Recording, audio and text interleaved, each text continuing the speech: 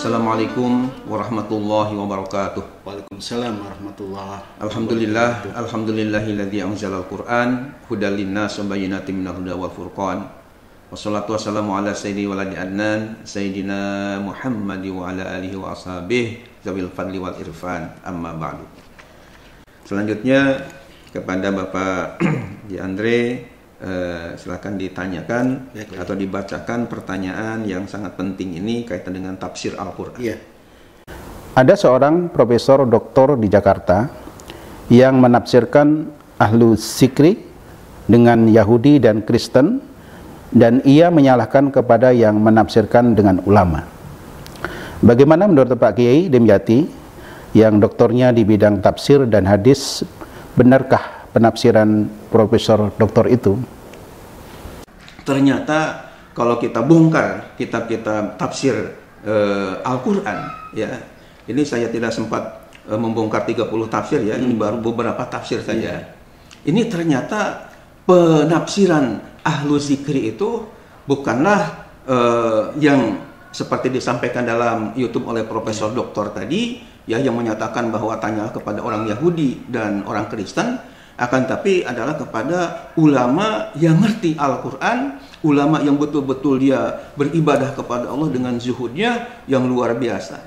Bukan hanya oleh para mufassir saja, ahli tafsir dikemukakan, tapi oleh ahli fikih pun dalam kitab Nihayatul Zain, oleh ahli tasawuf pun dalam kitab Risalah Mu'awanah, demikian. Karena mungkin bukan di bidang tafsir, ya, doktornya, sehingga kurang membaca, kurang banyak membaca kitab, sehingga menafsirkannya itu seolah-olah itu yang benar. Dan yang saya tidak setuju itu mengatakan ustadz-ustadz yang selama ini menafsirkan ahlu zikri dengan ulama itu salah. Nah, ini menyalahkan kepada yang benar.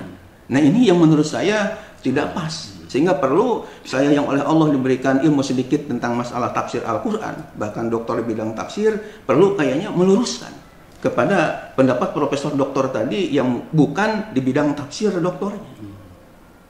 Itu jadi kesimpulannya mudah-mudahan jamaah atau masyarakat pemirsa pun menjadi paham tentang tafsiran ahlu zikri tadi. Iya, iya.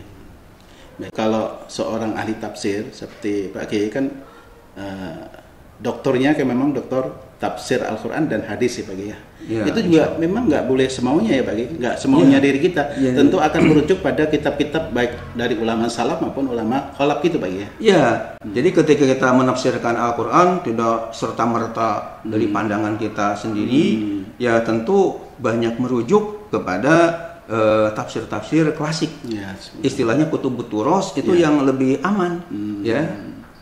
Walaupun kita sudah doktor di bidang tafsir, jadi apalagi artinya, kalau doktornya bidang tasawuf, atau di bidang fikih atau bidang politik. Artinya bukan semaunya. Bukan semaunya. Nah, kalau yang semaunya tadi kan ada ancaman, paleta bawa makan minanar. Kalau yang biroyihi dengan pendapatnya sendiri, kata Nabi, persiapkanlah tempat duduknya dari api neraka. Baik. Bayangkan Pak Andre kalau kita duduk di atas kompor, bagaimana pantatnya, ya, gesengnya, gosong, ya, apa di api neraka luar biasa panas. Itu ancaman luar biasa. Oleh karena itu mungkin saya di sini mengharapkan atau katakanlah memasukkan kepada pemirsa orang-orang tertentu jangan sembarangan menafsirkan Al-Quran, harus hati-hati karena begitu berat ancamannya dari Rasulullah tadi dalam hadisnya tentang orang yang menafsirkan Al-Quran dengan IQ-nya sendiri tanpa merujuk kepada ahli-ahli tafsir yang memang pakarnya di bidangnya. Mudah-mudahan bermanfaat. Dari saya cukup sekian. Akhirul kalam. Assalamualaikum warahmatullahi wabarakatuh. Waalaikumsalam warahmatullahi wabarakatuh.